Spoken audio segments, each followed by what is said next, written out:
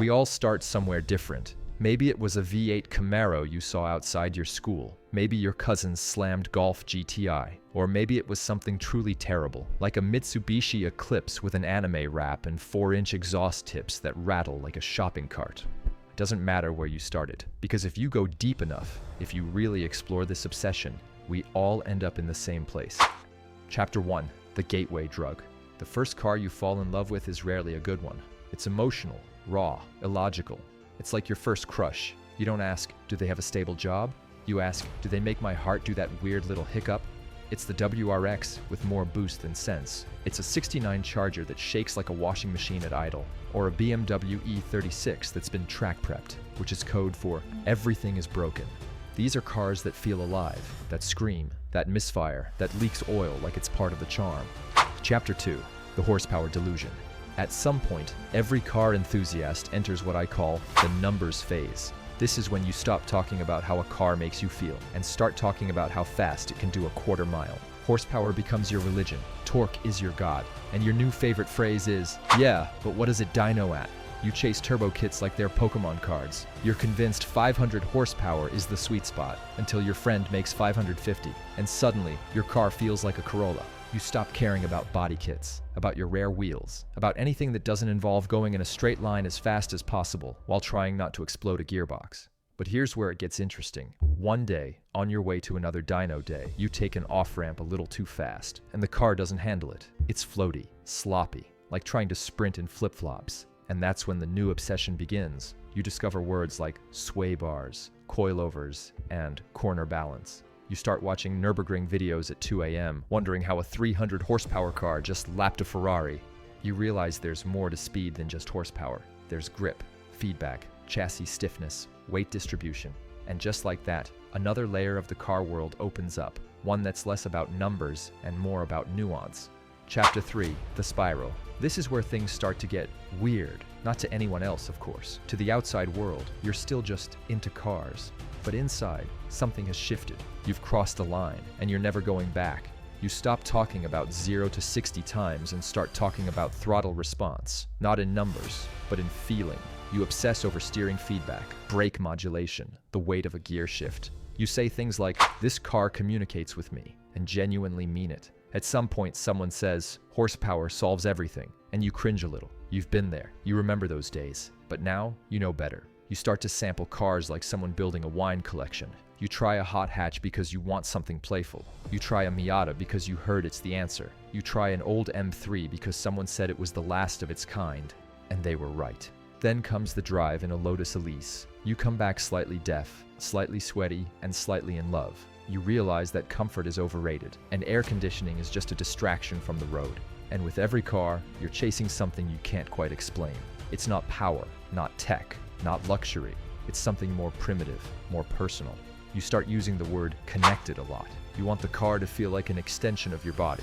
You stop caring about impressing people. You just want to feel alive behind the wheel. That's when you realize it's not about speed. It's about sensation. It's not about noise. It's about harmony. You're chasing balance. A car that doesn't scream for your attention, but earns your respect with every corner. A car that doesn't overwhelm you, but engages you completely. You're no longer looking for excitement. You're looking for truth. Chapter 4. The Realization. It doesn't hit you all at once. No great lightning bolt, no slow motion moment. It's subtle, like waking up from a long dream. Maybe it's at a car meet, where someone casually tosses you the keys to their 911. Maybe it's a test drive you almost skipped because you thought, Porsche? That's what dentists drive. Or maybe it's years later, after you've been through the heartbreaks, the builds that never ran right, the endless projects that drained your soul and your savings. And you think, maybe I'll just try one, just to see what the hype is about. The engine starts, and there's no drama, no fireworks, just a calm, confident hum. You pull away and something feels correct, like putting on a jacket that fits better than you remember. The steering is light but precise. The chassis talks to you, not in shouts, but in fluent, effortless conversation. Every input matters. Every movement gets a response. It's like the car knows what you're about to do before you do it. And not in a digital, over-processed way, but in something that feels honest. You press the throttle, not hard, just enough, and it goes. Not like a lunatic trying to prove a point, more like a professional who already won, quietly reminding you how it's done. It's fast, yes, but it doesn't rush. It doesn't panic. It doesn't need to impress you, because it's not trying to. There's a kind of dignity to it, a lack of ego, and that's what makes it dangerous, because you suddenly realize this might be all you ever needed. You sit there, engine ticking quietly, wondering what just happened.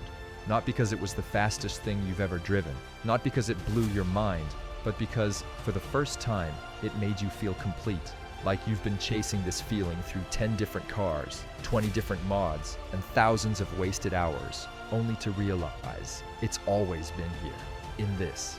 Chapter 5. The Truth About Porsche. At some point, you stop comparing it to other cars, because the 911 isn't trying to be better, it's just trying to be right. There's no drama, no gimmicks. It doesn't shout, it doesn't need to. Everything just works. The clutch weight, the gear shift, the way it rotates through a corner like it was designed around you. And that's when it hits you. This isn't a car that's trying to be impressive. It's a car built by people who cared deeply, quietly, for decades. Engineers who didn't chase trends. They just kept refining the same idea until it became art. It's not about power, even though it has it. It's not about speed, even though it's fast. It's about how it makes you feel.